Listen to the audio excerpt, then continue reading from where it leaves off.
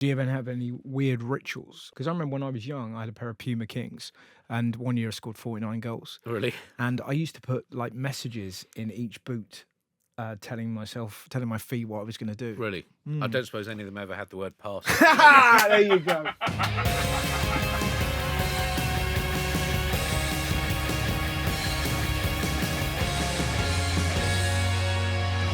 Here I am with, you know him as Andy Zaltzman. I know him as Hot Dog. And Oh dear, that's already begun. Yeah. Well, we used to live together in Edinburgh. Yep. And I don't think people would necessarily put us together, but we've been friends for a long time. And when I used to do gigs in London, Andy would very kindly let me stay at his, it was your now wife's flat. Yes. Yeah, it was wonderful. Yeah. And now here we are. Yeah. It's so nice to see you, mate. You too, yeah. And I can already see out of the corner of my eye, not to give the game away, Right. but a great big cricket bat. Right. Which it will come as no surprise to anyone who's seen Andy or indeed saw Andy on Taskmaster wearing full kit wanker, I believe is the phrase. Okay, is that the official term? I think if you wear your full kit, you're known as a full kit. Right, okay. Yeah. Yeah. But you wore it well. Well, you've got to commit, haven't you, Russell? Yes. You know, Are you wearing a box now? Always. Always. Exactly. I've had basically I've had it surgically permanentized. And we were just talking off air, and we will get to the show in a minute, but it's just nice to catch up with a pal. There's a brilliant cricket pub called Sixes, and there's like a bunch of them around, and I sort of recommended to you. Yeah. And you kind of batted me away like a French king and said, I've got a bowling machine in my garden. So I guess what I'm saying is, has success changed you? Well, no, I think the bowling machine dates back to the extremely elongated plateau phase of my career.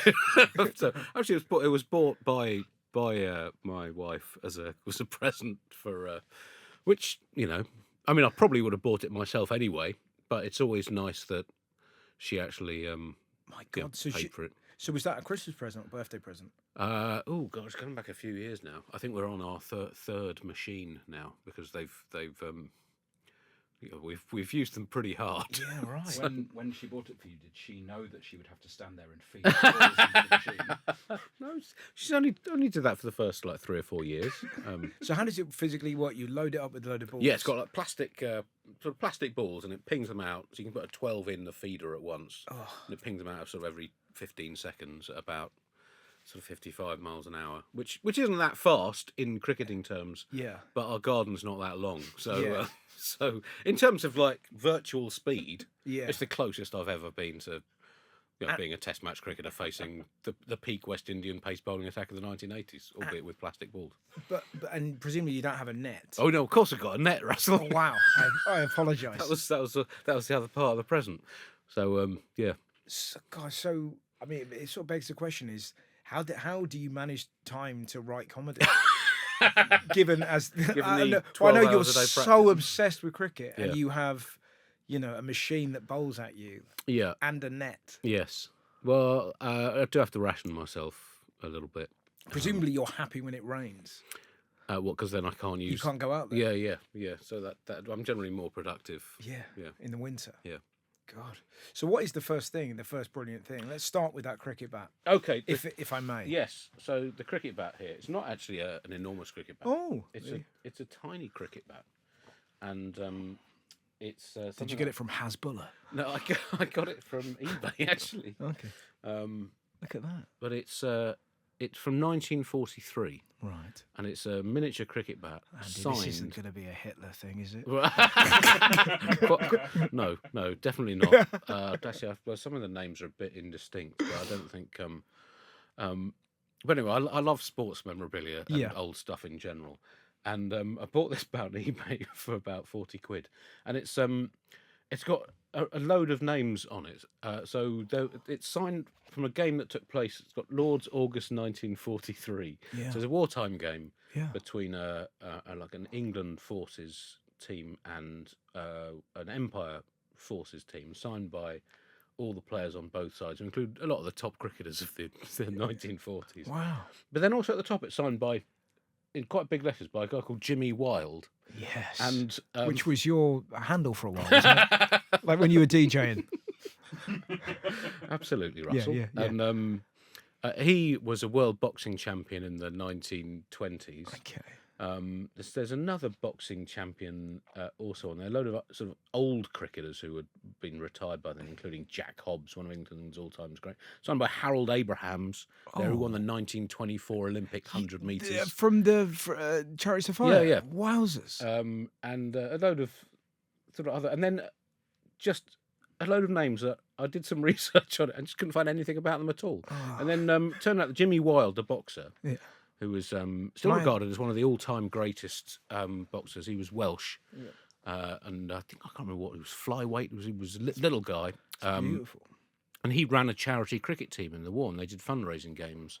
And so it signed from this game at Lord's, that was a sort of England versus the rest of the Empire match, but also from one of Jimmy Wilde's charity matches, a bit like the Lord's Taverners now. Yeah. But he used to play against the Publicans 11 of southwest London. So all the names on the back I couldn't find anything about must have been whoever Jimmy Wilde's celebrity team played against. So it's just, and it's a tiny little thing, but it's, I don't know, got maybe 70 autographs on it. But it's also that thing of like we hear a lot about the was the football match between the Germans and us. Was that the First World War or the Second? Yeah, that was First World War, Christmas 1914. But that's it. But you hear a lot about that. But I've never heard cricket spoken about like during the war. So there were games during the war, and this specific game at Lord's in 1943 had, I think it was a 2-day game that had 30,000 people at both days of the game. And playing in it was a guy called Leary Constantine, who was a West Indian cricketer before the war, and then became was a very active sort of civil rights campaigner. Became a member of the House of Lords here. But in the course of this game, he was asked to leave a hotel because some, I hope I've got this right, some American service personnel had complained that a black man was staying in their hotel. He brought a court case that led to a change in the law. So this game that this bat was signed at was quite a sort of momentous event in social history in this country. But anyway, why I brought it in, obviously I love cricket, and this is like an episode of Antiques Roadshow that is actually interesting. So I could have brought because but clearly you're not going, and it's good, and it's worth 10 grand. Like, it's so nice to see somebody who's got an antique because it's an antique. Yes. Do you know what I mean? I doubt you even know how much that costs. I don't know how much it's worth. Well, this is what I mean. Yeah. I know how much you spent on it, but it means so much to you because you've Googled all the names. Yeah. So so put together the stories of, and obviously someone very lovingly had this. You feel that bond with sort of sports nerds across the centuries. Yes. With something like this, and it's been very lovingly kept and sort of it's in very good condition for something that's now 80 years old. It's sort of the colour of it is like someone who's been in Towie for 8 seasons, isn't it? It's really, really durable orange. It's a cracking name for a bat. It's called the Imperial Driver. Yes. That's quite a big brand at the time. Lovely. Cricket's been my obsession since I was 6 years old, and so I thought I had to bring in something related to cricket. So I brought in this 80-year-old miniature bat signed by a random selection of sports stars and completely ordinary people. So what would you be doing, do you think, if it wasn't for cricket? How would you fill those hours? Oh, that's a very good question. I don't know. I'd probably know a lot more about stuff that actually mattered. I don't know. It's not even. It doesn't bear thinking about, Russell. Yeah, you've triggered me there. But what is it? Because do you know what I love? I played cricket when I was young, and I was very much sort of came from a football background, and then I'd play in the summer. I was half decent, but I really fell in love with watching it. I wrote this film with our mate Steve Williams, and I had the cricket on in the background, and the commentary. I loved it. I loved how just relaxed it was. Yeah. I'm used to football commentary where the focus is completely on the game. But Yeah. they were chatting about, there was this specific clip where they got a chili sweet and they'd given it to Bumble. All right. And the camera sort of swiveled round and this man was nearly dying on this sweet. And then it was, I think, Shane Warne and a few others like properly laughing. Right. Whilst international sports people are doing their job. that everyone at home was kind of involved in this like lovely, gentle, silly prank. Yeah. And there was a real like conviviality to it. It was, do you know what I mean? It was like, and you kind of go, I can't think of another sport where the commentators and the audience would be having fun irrespective of the standard of the game. Do you know what I mean? Like, it's kind of it creates its own atmosphere, and it's created sometimes with the players. But even if the players aren't playing well, the audience entertains themselves, as do the commentators. Yeah. And I get to work on the radio commentary now, and it's a sort of childhood dream, albeit that I was quite a weird child with quite weird dreams. But it's great to be part of that. And I mean, I guess the joy of cricket as a sport is, from a commentary point of view, is that there are lots of gaps to talk into. So each little moment of action just takes a few seconds from the bowler running in, and then the batter hitting it or whatever happens. Part of the challenge of commentary is to tell all the layers of that story. I think that's why it's a sport that really sort of envelops people, and the people who get into it become obsessed with it, in my case, to a literally professional level. That's a really good point, actually, isn't it? It is seldom that people are like, yeah, I'm kind of into it. You either, it's a bit like being into Dylan. Do you know what I mean? Yeah. I like the hits, but like you either get it or you don't. Yeah. But it's fascinating that it never really hooked me as a kid. I think because I was half decent. Yeah. But I was better at football. But I can't think of another sport that I've got into because of the people that like it, Right. rather than the sport itself. And then eventually you go, actually, the sport's pretty good. Yes. Yeah, well, it does. And I guess it's like anything. It helps to have an induction of some sort. I got quite into baseball, and I shared a flat in Edinburgh one year with Reginald D. Hunter, who was quite a big baseball beautiful. fan. Let's just drink that image. How did that a pod? Yeah. How did that happen? How did well, we just knew each other from the circuit, and couple this of was cruises, 2003. Yeah. And always got on, so ended up sharing a flat. That would be like if that had been. I don't know if you've ever seen the Beatles documentary Get Back. Right. Where have you seen that? No, I haven't seen that. that. It's No. brilliant. You basically spend 9 hours with the Beatles, Right. and it's them putting together Let It Be. Yeah. I would like CCTV footage of inside that flat of just the chats that you and Reg had. Right. I think they'd be remarkable. In fact, I think when you and me lived together, we used to play cricket in the hallway. Oh yeah. Yeah, we had some pretty good games there. Yeah. Decent, yeah. Yeah. And it was you, me, Pitcher, and Steve Williams. Yeah. Yeah. Proper cricket. Proper cricket when cricket was cricket. 5-day matches. Yeah. Down a corridor. Is there like a great bat other than that is your? I guess what I'm asking, every time you buy a new bat, is it a similar thing that football players have when they get their new pair of boots that you're like, this is the wand, right? This is Excalibur. Now it starts. Well, I've not actually had that many new bats because I don't play that much now. Play a few games in the garden. Well, in the garden actually, I used something I bought in a charity shop in Crystal Palace for £3 with some slightly curious staining on the back. Okay. But which may or may not have been used in some form of crime. But anyway, look. Right, Jesus. Yeah, that's just just I picked it up in a charity shop for £3, and it's had ample use hitting plastic. What a great way of getting rid of a weapon. Do you know what I mean? Like, it's just that thing of kind of like, I've killed him, but listen, I need to give back. Someone's benefiting from it. Exactly. The Salvation Army needs my help. Interesting. But is there a bat you could have? Is there I've just got a new bat for Christmas. Right. So, but I haven't used it yet. Okay. But I'm very excited about it. It's when you receive a new bat, there's a ritual you have to go through to preserve the bat of knocking in and oiling. Yeah. Right. This takes 5 hours. Yeah. Right. So imagine if you got your new pair of football boots and you had to spend 5 hours working on them.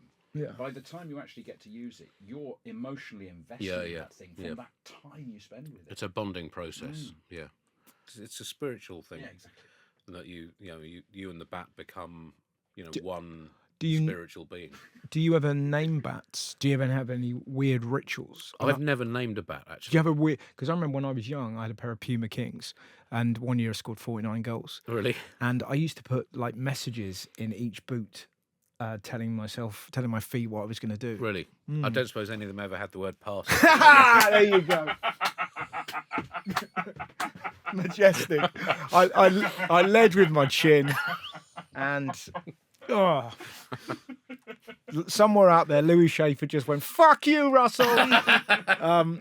But like, did you have any kind of rituals with those bats? Like when you talk about like the knocking in process. Well, no, as a kid, I mean, getting a bat as you grew, you'd get say a new bat each year, and I think they weren't quite as expensive then, having gone through the same process with my son playing cricket. But it's more the oiling, and I think the smell of linseed oil for a cricket fan is the most evocative smell. Okay. I mean, I could have brought that to this, just the smell of linseed oil. If I was going to bring a smell, that would have been it, I think. And presumably that smell then transports you to those moments. Yeah. Isn't there? I think there's a thing with that where if kids are sort of struggling with the exams, apparently if you're learning trigonometry and you have a whiff of lavender, when you're in the exam, if you sniff it, it kind of helps you get back. Trouble is, if you sniffed glue when you were learning and then you have a whiff, it's very hard because I mean Or if you just smear linseed oil on your face, then, exactly, protects you from water damage as well, and probably friendship. Yeah,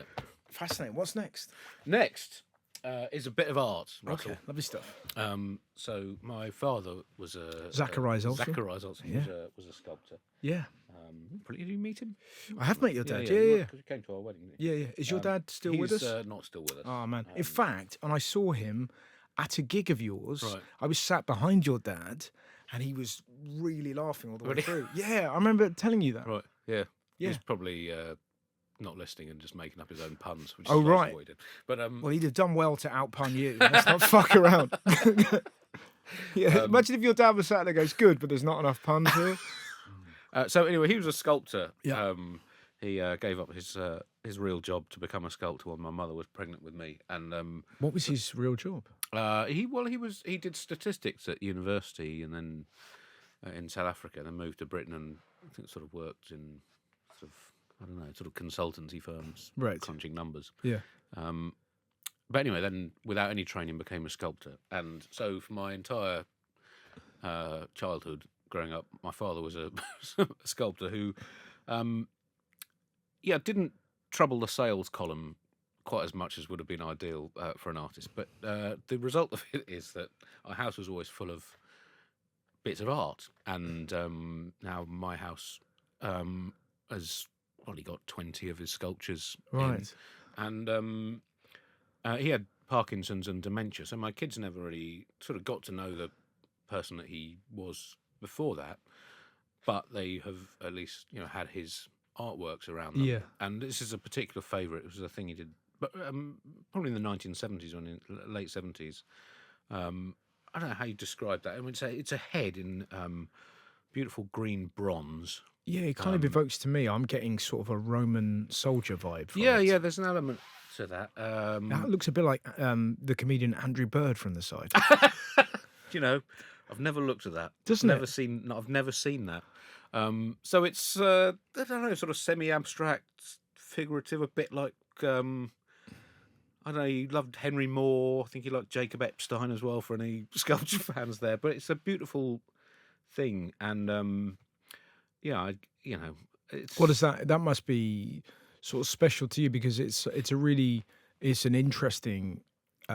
Sculpture, but also it's your dad. Yeah. And you probably can remember him making that. And not this one specifically, but I remember. I used to go to when I had exams coming up. I'd sometimes go and sit in his. He had this studio in an old farm building. Yeah.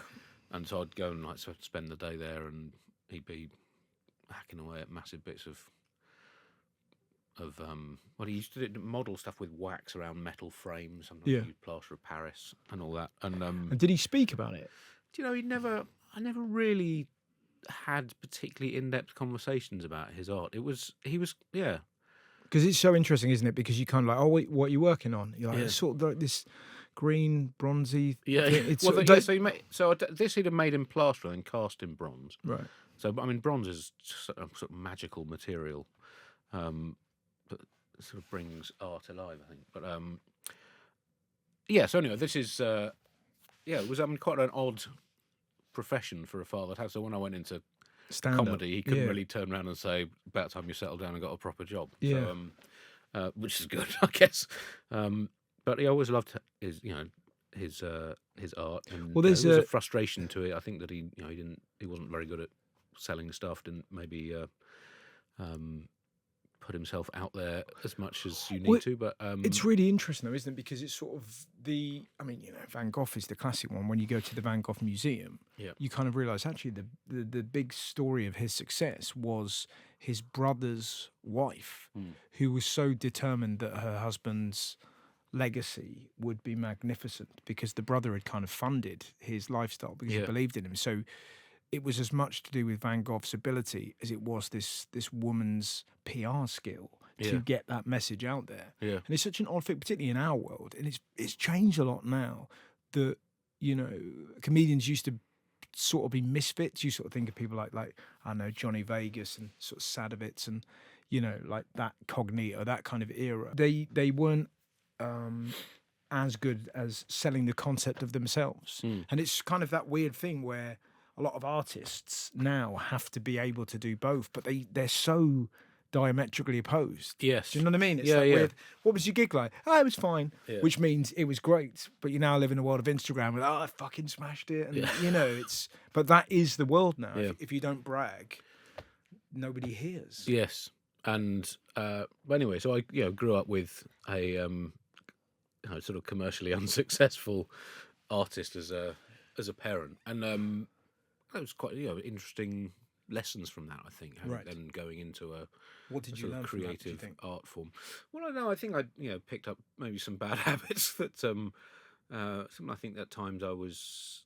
I think you have to, in comedy and probably in any art form, embrace the possibility of failure, and I think it took me a while to take that on board. I think maybe because I think that was something my father probably struggled with. That, right. The more if you put your stuff out there and it doesn't work, then that can be can damage you, I guess. But you have to just go through that process, don't you? Yes. Like going out and doing gigs that you might not be particularly well suited for. Yeah. And you'll have seen me take some enemy fire and well, we've both seen each other take some real heat. But it's funny, isn't it? Because then I guess the saving grace is that you have friends within stand-up that you can then go, oh my god, and then artists can be pretty solitary, I think, and particularly in those days when there was you couldn't make something and then at least put it out on social media or anything. It was you might have an exhibition once every 3 years or whatever. But your dad's got a statue outside Twickenham though? He sold one to Twickenham. It was in the entrance lobby at the West Stand at Twickenham. Yeah. They reconfigured it a few years ago. We did get a lovely photo, actually. Maybe, I don't know, it must be 10 years ago with him and then 4 grandchildren. We all went to a game and we got a photo with him standing next to the sculpture. But they've moved it. I don't know where exactly in Twickenham it is, but there's a big one. His sort of biggest public sale was he sold a rugby sculpture to Northampton Rugby Club, and it's outside the stadium there. Is that like a big... Yeah, it's sort of more than, I don't know, it must be 9 feet tall, the figures. There's one running and one tackling. And so whenever you see a game at Northampton, that generally features in the montage before the game and stuff.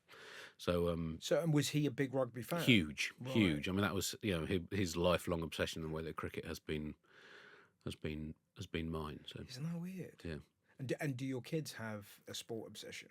Has that been passed on through the lineage? Well, not to the same degree. My son is he's really into baseball and American football. Well, there you go. It's sort of similar, isn't it? Yeah. He plays cricket, but he's never been obsessed with it in the way that when I was sort of 7 years old, I would my mother could put me in front of the TV at 11 a.m. and other than occasional comfort breaks, I would still be in the same place 7 hours later watching. Is that right? Wow. So it was like just an instant. Yeah. It was love at first sight. And I don't remember watching it with my dad. I think it was a sort of spontaneous thing. I just loved it, and I love the numbers. I love the drama that you talk about. And but particularly if you're watching it on your own, it's kind of a really fascinating thing to unravel as a 7-year-old. You're like, right, he's got one. Oh, that makes sense. Yeah. Well, it's quite That's mathsy 4 as a kid. Yeah, okay, right. You know what I mean? But even figuring that out. Yeah. And then you watch tennis, you're like, how's that 15? You know what I mean? It must be so weird. Like, if you don't have a parent going, and this means that. Like, if your mum's gone, sit there, Andy. Yeah. And your dad's outside making sculptures. It's so fascinating. Were you ever? There's a fly that just keeps buzzing around that leapt out of that bag from 1943. So the disease it's carrying. What I was going to say is, did you ever attempt art yourself? Were you ever? Because I've seen you draw birthday cards to your wife. Oh yes, hurriedly the night before her birthday. Because her birthday's in August. That's right, during the Edinburgh Fringe. Fringe. Yeah, so I've seen you do 2 of those. Yes. But with and goes our little secret, Russell. Yeah. But they were very good. They're very detailed. But so you're kind of a bit of a doodler. But were you ever? No, I was hopeless at art. I really genuinely awful at it. But my elder child is really excellent. And doing art A level. But it just skipped. Oh, that's pretty cool. Skipped a generation. Yeah, right. But I never had sort of. Yeah, I was never very good at drawing. I don't really remember attempting to sculpt anything. But I guess I had sort of, managed to make a creative career in a completely different medium. Totally. But those, I guess, elements, that sort of. But your creative way of looking at. But definitely your live shows, you definitely have I would say obviously it's statistical, it's political, but there's always props. There's always Yes. It's always had like a DIY element to it. Yes. I would say. Yeah. Well, I'm thinking back to the Dog of Doom. The Dog. But do you know what I mean? Yeah. There was always things. It was self-made. Yeah. Yes, but quite crappily self-made. But that was half the charm, wasn't it? Yeah. My current tour show has similarly crap props in. I guess. Yeah, I'd never really thought of that as a sort of sculptural thing. But it's an artistic thing. Yeah. But I guess I guess it's trying to think of a way to take an hour of comedy or like a 2-hour tour show and put something in it that's a little visually different, so it's not just people looking at you just standing there for ages. You've always been really good at that. You're always really good at like interjecting politics and silliness. Yeah. Which is kind of like not necessarily the easiest thing to do. Yeah. It's quite easy, isn't it, politically, because there's a lot of emotion to kind of like work off that energy of, and this is what it should be, and fuck these people. But you've always managed to kind of sort of dwell in that in a very kind of soft and yet cutting silliness. Yeah, I guess. Is that like do you try purposely to do that? I think. Or is that just the way you are? I think it's probably the way I am. Also, that I don't know. I've never really felt I'm in a position to lecture people about how to live their lives or what to think politically. Partly because I'm constantly aware that I'm not entirely sure what I think about most things, and I guess the sort of more sort of hectoring style of political comedy needs a sort of certainty of opinion that I've never really had. I've always tried to see different sides of arguments, but that doesn't necessarily make for the most sort of direct satire. So I've always tried to come at things from different angles, try to be creative about it, and also try to keep it, try to lighten it. So almost, any sort of satirical point is, within a joke rather than just on its own. Jeremy Hardy always used to say, you should, don't make a point without a joke. So I guess I've tried to be creative about how when I'm dealing with political issues, and in stand up, we're not really trying to change people's minds. I think it's really about the sort of moment and the sort of catharsis of it, I guess. One of the things I miss is you remember that you had a brief element where you had that catchphrase. You like that, don't you? You mucky cunts. Why? Oh, do you know, I've forgotten that, Russell. I've really forgotten that. Why didn't that stay? Right, I think it's because you like that, didn't you mucky cunts? You kind of both the fingers go. I think it's because you stole it. Made it your own. What is the next brilliant thing? The next brilliant thing. What we have next? We're going to have we'll go with this. We're going to have the. Oh, I like that. That bag's very nice. Yeah, I don't know where it's from. The ancient Greek city of Tiryns. Oh, okay. Right. I didn't know what you were going to pull out the bag then. So anyway, it's like Mr. Ben that used to do that.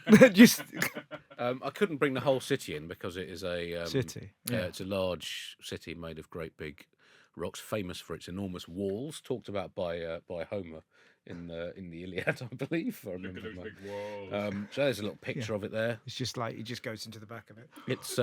It's I can't see Anne because of the sheen. It's decent, isn't it? It's not one of the more the best known Greek sites. It looks like the kind of place that you could have a really good stag do paintballing session at. Right. Okay. Well, I mean, it's interesting to say that because you get down the front, Frobber. Right.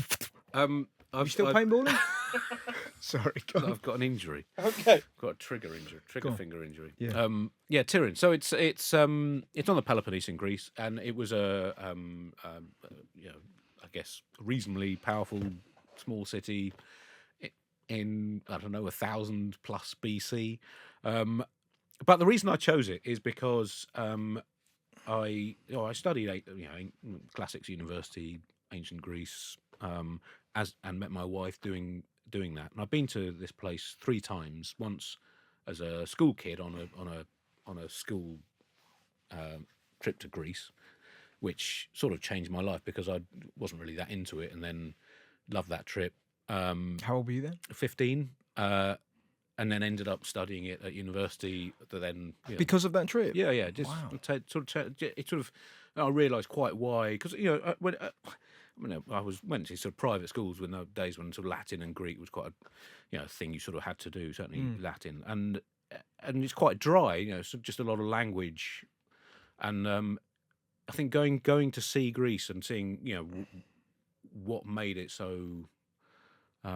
It sort of put everything into context, and then it becomes, the literature starts to come alive, and you sort of understand quite how amazing that civilization was and its role in shaping the European world that we have today, really, even sort of 2,500 years on. So you had that at 15. You sort of like, but you weren't.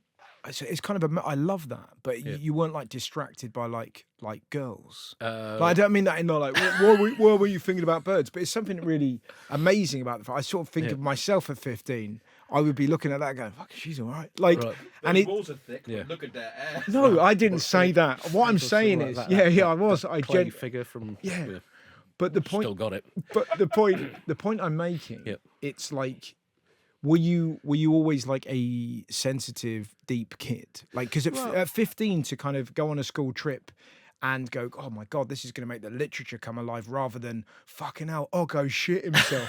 Like, it is kind of those two are not mutually exclusive, Russell. But I guess that's what's fascinating about you, that you are such a funny, likable guy, and yet I think of you as being very inward and deep. Right.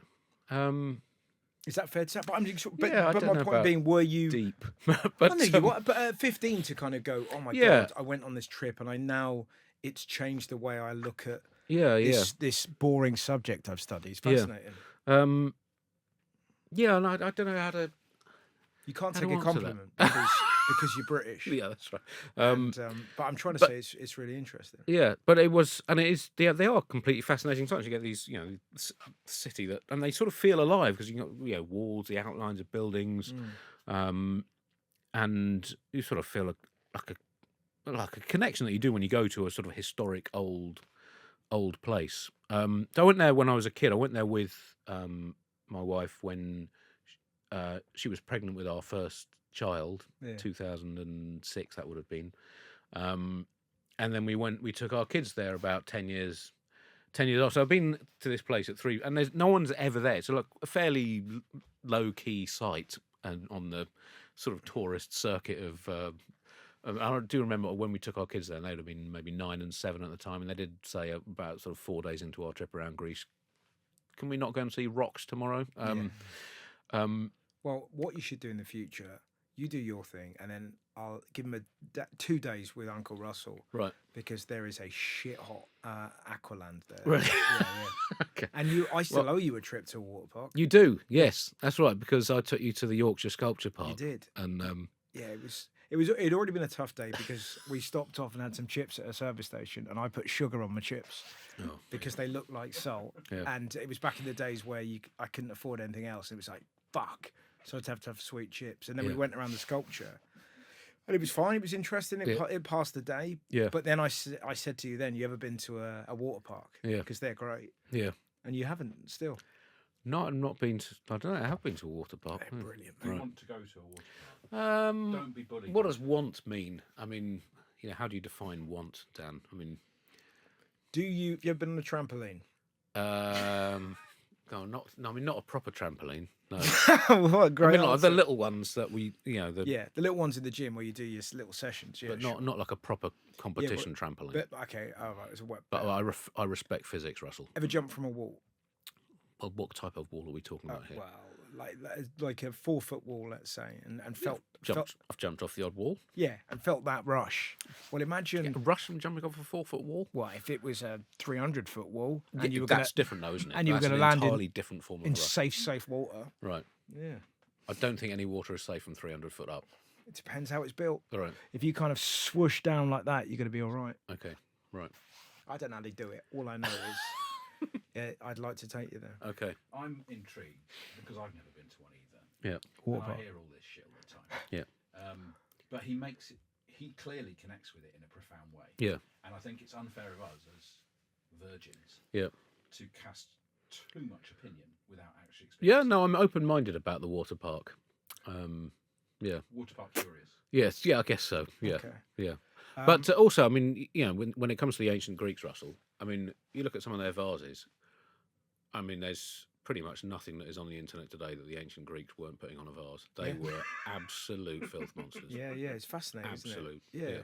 Well, it's it's kind of, and all the, I guess you could sort of lay a claim for sketch comedy coming out of. Yeah. Like as in like there was lots of kind of sort of puppets and lots of phalluses going on, and it was all. Yeah. But it was public plays about the things that had happened.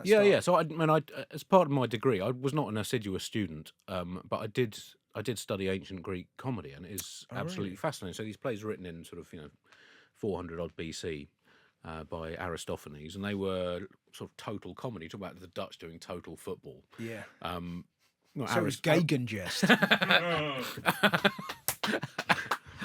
Aristophanes' comedy ranges from, sort of political satire, and he's writing in a time when Athens was involved in a very long war with Sparta. What's that all about? Yeah, exactly. That's which you don't get too much comedy about these days. There was a lot of literary parody. There were puns, word plays, dick jokes, slapstick. Pretty much every possible form of comedy. Was it still funny? Yeah, well, yeah. So I was like, before I studied it, I went on a school trip to see a play, and it was a really funny production. They really sort of brought it alive and brought out the physical element, the slapstick of it, updated it.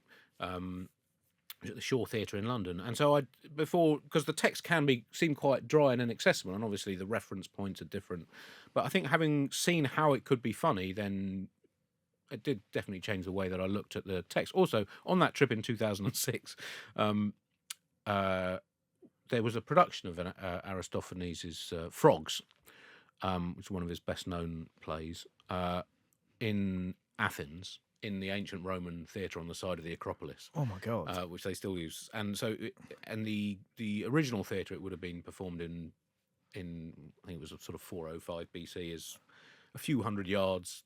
So it's almost in the same place it was first written. It was performed in modern Greek, and there were maybe 2,500, 3,000 people there in this great big Roman theatre, and my wife and I both studied at university, and we happened to have a translation with us for. Because I was doing a radio show about one of Natalie Haynes' radio shows when I got back, and I had to brush up on it. So anyway, by a lucky coincidence, we could follow it along, and also we were quite familiar with it from 10 years before at university, and it was really amazing. It's one of my favourite experiences of watching comedy, seeing these jokes from almost 2,500 years ago making a modern audience laugh. Wow. A few hundred yards away from where they would have first had laughter. In that sense. Yeah. And, and the fact that, there are these, obviously, some of it is, tastes change, but fundamentally people will laugh at the same things. People laugh at farts and sex and politics and and wordplay in the same way that they did 2,500 years ago, and presumably 2,500 years before that, in whatever form people were doing it then. So that was, that was genuinely one of my top 3 comedy watching experiences, I would say. What were the other 2? Well, obviously, the first time I saw you do a gig, Russell, that's makes right. sense. Yeah. When was that? I believe that was at the Edinburgh Fringe. Was it? It was 1999. 1999. We did that. Was that the first time we met? The new act. So You Think You're Funny? So You Think You're Funny was the final. Highlights of that. First time with Jimmy Carr was also in that. Yeah. First time I met Jimmy, Jimmy said, "My God, I bet you've been on a lot of camping holidays," which made me laugh, and he was bang on. Yeah. The other memory I have of that is you were on first. Yes. I was on third. Josie Long was on second. Yeah. She won? Josie won. Okay. No, David O'Doherty. David O'Doherty Josie won. was second, yeah, yeah. Josie was second, and Juliet Cameron was third. Yeah. I was on third. So Andy had done his 7 minutes, then Josie did her 7, and I did my 7. So that means I was away from Andy for 14 minutes. When I came back, Andy was shit-faced. And it was like, I was like, that is extraordinary. Like, and someone who's met him, I was like, he was clearly leathered because it was like free beers and whatnot. In mitigation, or explanation, it was quite tense. We were all new in comedy, and you couldn't hear from backstage. Couldn't hear anything. Yeah. So it wasn't even worth like listening to everyone else. No, that is true. It is true, but it's and also I'd had a rough night because I was staying with Richard Morris, who was also in it, and I didn't expect to get into the final, so I hadn't booked a hotel, and I got into the final from the semi, and he said, "Oh, you can stay at my friend's house if you want," and there were no covers on the bed, and I was very cold, so I took the curtains down and kind of slept in the curtains and slept in. I meant to wake up early and put the curtains back up, and he came in and it looked like I'd fucking ripped him off, but I hadn't. I'd sort of unhooked them. I was so cold. It was like August, no heat, fuck. And so I had to walk around Edinburgh all day. What's next, Dan? Right, the next is an event, a sporting event. So I had, I've been obsessed with sport all my life, not just cricket. I love many sports, and particularly the moment, kind of the moments of pure spontaneous joy you get at sport. And you must have had that a lot. I've had at Tuesday football. Oh, well, yeah. With the comedians football. Yeah, because there's been some great moments there. Yeah. Obviously, I'm still reigning comedians footballer of the year. Have you got it? Yeah. Oh, really? That's interesting. I mean, don't you organise that? Well, I mean, I won it in 2004. No, but you still do the emails. I don't do the Kitson does emails now. Does he? But I just figured that when someone else deserves it, I guess you are Sepp Blatter to his Platini. I feel the need to to put it up for vote again. But realistically, has anyone been better than me in any calendar year since? I don't think so. So go on. What is? Anyway, so the sporting event I've chosen is Streatham Redhawks 7, Romford Raiders, who I think might just have been Raiders at the time, 6. Ice hockey match in I think it was 2018. Have you been to ice hockey as a spectator sport? No. It is absolutely fantastic, particularly if you can get close. Yeah. It's so fast and skillful. And Streatham play in the third tier of English ice hockey. They get, a few hundred, maybe 1,000 people at the game. Wow. Great atmosphere. Ice hockey, by far the most popular indoor spectator sport in Britain by a huge number. Really? Yeah. That's interesting. And it's a brilliant sport in terms of the range of skills to be good at ice hockey. I think it's like the most challenging sport. There's a lot going on. But this particular game, so we've been watching it for a couple of years before that, and I got really into it. Well, they play. How do we get into it? Yeah. Well, just because it was there and it was local and exciting to do. And this particular game, Streatham were, which is where I live, they were 6-3 down with about 8 or 9 minutes left, and can't come back from that. Got 3. Well, in ice hockey, you see, the great thing with us, it's still there's quite a lot of goals, but it's quite hard to score. So loads of shots. So one of the most exciting games I ever saw was a 0-0 draw in which there were 70 shots on goal. Jesus Christ! So you're never more than a few seconds away. I bet the keeper looked like Mr. Blobber, just bruises. But they do wear padded kit. You can see what I'm trying to riff. Piece of shit. It's always the same. So anyway, and then they got 3 goals in the space of about 5 minutes.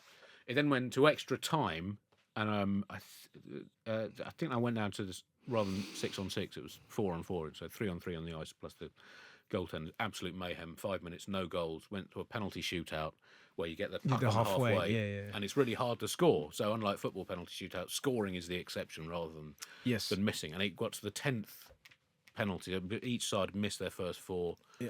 I think Romford missed their 5th, and then a guy called Lee Jameson, who was a big defender, scored the winning penalty, and I actually the 6-all goal was one of the most excited I've ever been spontaneously at sport. But you can do this thing what they call own and loan, where you like pay a bit of money, and it sort of helps fund the equipment, and then you get to keep the shirt at the end of the season. So there we had our kids' names put on the back of the shirt, and so it's quite exciting seeing someone with your kid's name score the winning penalty in a shootout. But anyway, it's more just representative of, I guess, what sport brings to sports fans through their lives. And I think the moments I've absolutely lost it watching sport, either live or on telly. David Platt's goal against Belgium in the 1990 World Cup. That was my moment of going, well, this is everything. And I remember just leaping uncontrollably around the living room. 120th minute winner, spectacular overhead or kind of round the corner volley. Yeah. Just and it's the dink from Gaza and just the Yeah. Then there was a rugby match at Harlequins where Nick Evans got a winning drop goal right at the end after a sort of 5-minute phase of play. And when watching on telly when England won the Edgbaston Test in 2005 by 2 runs, I mean, I was sort of on the floor shaking when that wicket. Alison Becker's header against West Brom. Right. That's come on! That's one of those moments. Well, I guess if you're a Liverpool fan, maybe it meant that we finished top 4, and the goalkeeper comes up and does the most perfect header. I was the bollocking I got from my wife. She was on a Zoom with kind of like medical professionals, and I'm kind of going, "Fucking get it, you fucking cunt!" like that. And she doesn't do that when she watches the Bake Off end. So, but I chose because one of the great things about sort of lower level sport is it's it's just about the moment. It doesn't really sort of it's not there forever online or whatever. But it's there forever. Yeah. And so I chose that game as a sort of Were you there on your own? Did you go as a family? No, we were. I think the 4 of us were there at that time, and I've had some amazing moments working on sports. I think I was doing the stats for the BBC when England won the Cricket World Cup in 2019. We have to rein it in a bit more. That must be very difficult actually. But that was the 2 hours at the end of that game were like nothing I've ever, in terms of the tension and each ball just shifting it, and then that was a really amazing thing to be. Is it easy to keep control because you're at work? You just got to. I tell you what, when I went into the gallery, it was a terrific moment. Andy did me such a favour. My father-in-law and my uncle-in-law are massive cricket fans. We went to watch a game, and Andy was like, I knew Andy did Test Match Specials. We were texting each other. He was like, I'll let you up if you want. I was like, yeah, it'd be great. And before we got into the lift to take us up, Andy took me to one side and gave me a fucking behave yourself. It was such a great moment. I was like, no, I will. And it was a real sense of a man looking at me going, this is everything to me. Let's have none of your shit. Because I think I did some comment about lap dancing, and it was like straight away. It was like almost like that bit when Eric Morecambe grabs Ernie. It was like that. But they were so happy, man. Yeah. But was it to answer Dan's question? Is it that thing? Are you able to be can you separate the two? Well, are you a fan or are you a cricket stat guy? Well. Both, but I think, and like a lot of cricket fans, I'm a fan of cricket. So whilst so even if England lose, you could admire. If it's a great game, yeah, I'll love it, and I'm quite happy watching Zimbabwe versus Afghanistan in a Test match on the telly. I just love the sport and the unique nature of its drama and narrative. So so I almost get sort of in the really tense games, and there were some brilliant matches in the 2023 Ashes. it's just loving the brilliance of cricket if you're into it. There is nothing like a really close match. Well, I mean, test matches are, I still don't really understand any sport that takes less than a working week, but they're what I've sort of loved since I was a kid. But that World Cup, I got into Test Match Special working on the one-day internationals, and so I've been doing it for 4 years, following an England team that had always been quite crap in one-day cricket and not made even a semi-final in the World Cup for since 1992, so almost 3 decades in a sport which doesn't have that many teams. So to not make a semi-final, not even to fluke a semi-final in that time, was quite impressive. So it was, and so I'd followed that team and been doing the stats on it for sort of the four summers, and that was an amazing day. How do you see yourself as a comedian or a writer or a cricket commentator these days? Well, not really a writer. I don't know. I mean, you're not an ad-libberant. But like as in, I see. Yeah, I don't see you. You know, I've never seen you go on stage. I just take the idea out. Yeah, less so now, I think. Is that right? Yeah. Oh, that's interesting. If people go and see your latest tour show, they'll find that out, won't they? Where can you buy tickets for that? On the internet, or via my website, which is andydalton.co.uk. Do come along. But so I mean, I was, when we started out, and for many years after that, I was very stuck in material, and I started doing a show called Satirists for Hire. Yeah, which was great. Yeah, so I think 2014, maybe 2013. It was at the Soho Theatre. Yeah, I remember going to that. I did it at fucking Edinburgh. Destroyed me. Basically, what happened, dear listeners, is you would write questions, and I wrote a question in to try and help Andy.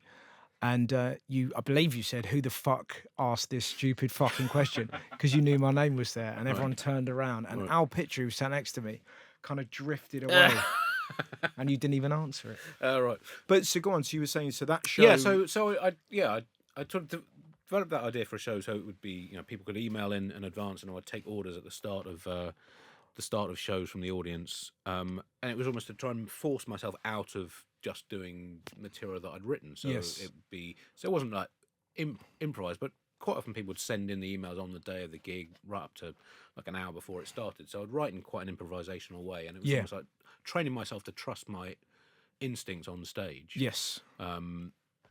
Which was never a.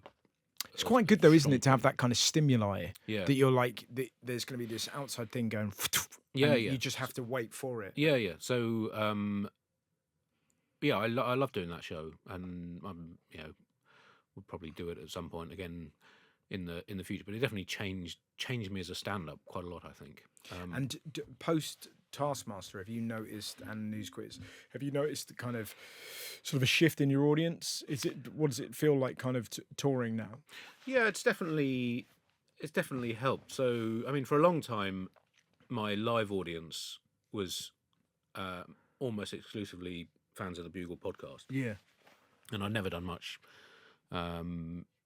television, never, didn't have regular radio stuff for most of my career. But the great thing with podcasts, and the Bugle started in 2007 when podcasting was still relatively new, and it was sort of easier to carve a niche. You got really committed listeners. So even within, a few episodes, people have started coming to stand-up gigs, and I listened to the podcast, and I'd done stuff on Radio 4 and the Now Show and things like that had never really translated into live crowds. But that active process of finding a podcast, downloading it, listening to it, particularly then, I think gave you a very committed audience. So that sustained me for quite a long time in my stand-up. And then I started doing Test Match Special in 2016, took over the News Quiz late in 2020, and they sort of helped sort of broaden that audience. And then Taskmaster last year's also helped. So I've been asking at my tour shows, why people are there. What the fuck are you doing here? And I mean, there's reasonably even split between those four things. Yeah. And when is the tour? Are you in it? I'm sort of a third of the way through it, so it runs through to April. Oh, great. Basically. Nice. So. What's the next brilliant thing? Okay, so this is a more personal thing. This is it's sort of an artwork, also made by a member of my family. Oh, so lovely. This is here we are. It's little modelling clay models of me and my wife on our wedding day. Oh, nice. That were made by my sister Helen. Lovely. Who, podcast listeners would probably know if they've been listening to podcasts in the last 18 years. She made these models, and we didn't have a wedding cake. We had a leg of ham. Yeah. And so these were on the leg of ham. Oh, nice. And yeah, they're just a lovely memento of. I remember you talking about ham when I said, "How was your honeymoon?" Right. Because I believe, did you go on honeymoon in Italy? No, actually, we had a short honeymoon in Paris. Okay, so where is the story where you were telling me about you were in a restaurant and they chopped the ham up with the plate? Oh, that was not ham. That would have been a suckling pig. That's it. That's when we got engaged in Spain. That's it, right? Yeah, and I remember you describing that the pig was so tender that they kind of actually chopped it with the plate. Yeah, which I think makes it kosher. Yes, I think you're right. It's fine. It's absolutely fine. Yeah, I mean, definitely having that on a leg of ham is a way of saying you've strayed from your religious past. Yes. So anyway, it's I think it's fair to say these models are quite flattering, but they're great. It was. Well, you were there for. I was. It was really special. Yeah.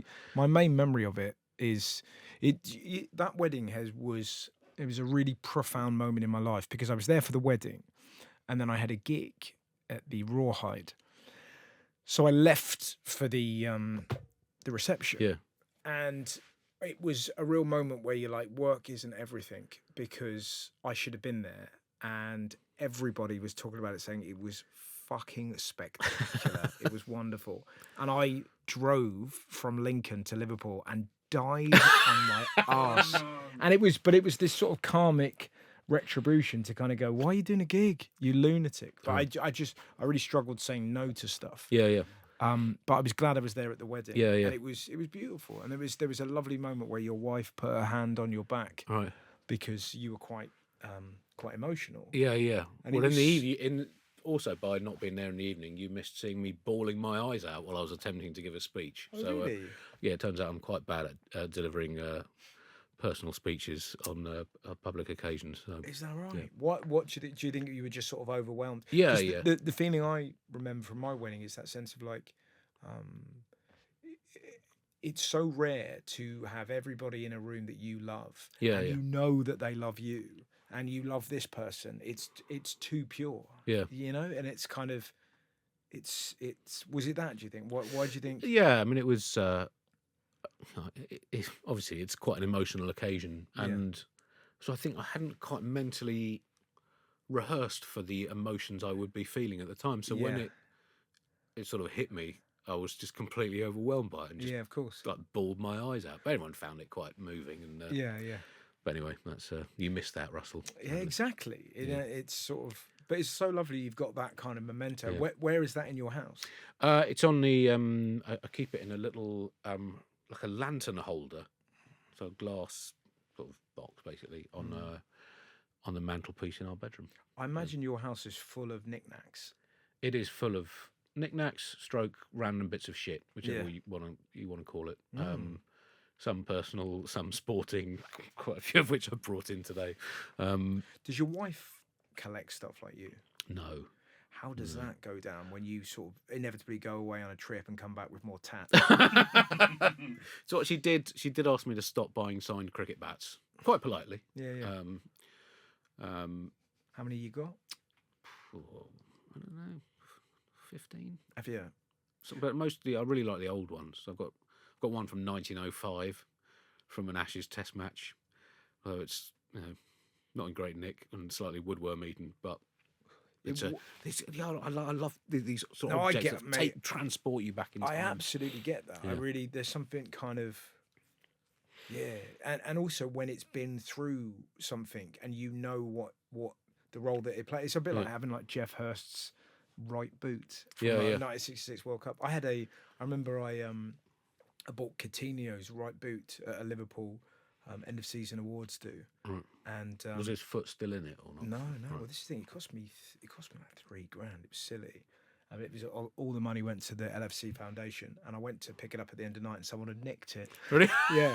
And it was so great. This guy went, "Sorry, mate, someone's had it away. We can give you Milner's if you like." And I was like, "All right." So I kind of had James Milner, right. and then Coutinho left anyway. Right. Got 145 million for him. Bought Alisson and Van Dijk. Right. So Milner probably had a greater impact on the club. Well, that's the funny thing, isn't it? At the time, I was like, "Oh, Milner's boot," and I know what you mean. There's something about those. I don't know if you've ever there's a place in a hotel in Dubai where it's got signed shirt of Pele and all the like top end mad sports memorabilia, like a Maradona shirt, all these kind of things. Yeah, I love them. I just think I've got a real thing about football boots in general, just sort of looking at them and the potential of them. Yeah. So to have a football boot that was worn by a footballer, like when in the 2006 FA Cup, if you had Gerrard's boots. Yeah. So this is the boot that belted that ball in. Did that. Yeah. It's kind of, I get that. But so that's why I was curious as to whether she had stuff and it was sort of an evened out house. But it feels a bit like, in my mind's eye, the inside of your house feels like the Weasleys. Do you know what I mean? I feel like there's just loads of kind of lovable, eccentric, but all connected to you and your... Yeah, well, we did when we moved in, and we moved into our house just before our first child, and wanted to sort of fill the house with stuff that would make them curious about. Absolutely, I get that. Questions, bits of art, bits of random stuff we picked up at auctions. Totally. And, And has it worked? To an extent. I guess it's funny though, isn't it? Yeah, but it's like when my dad always used to make us do DIY, and I think his whole thing was kind of like, this will get the kids into it. And like now, it's like, why would I do that? Just pay a bigger man to do it. But I used to that was my memory of my childhood is watching my dad do DIY. That's why I swear, because he was terrible at DIY. Right. So every time we put shelves up, it was like just like going into the playground and like he called a wall a fuck monkey. You know what I mean? And it was just glorious. Now I loved that. It was so. Your brain is wonderful. It's really, really interesting. There's so many varied things. Thanks for having me, Russell. Thanks for bringing all your magical tat. Let's put it away. Ladies and gentlemen, the wonderful Andy Zaltzman.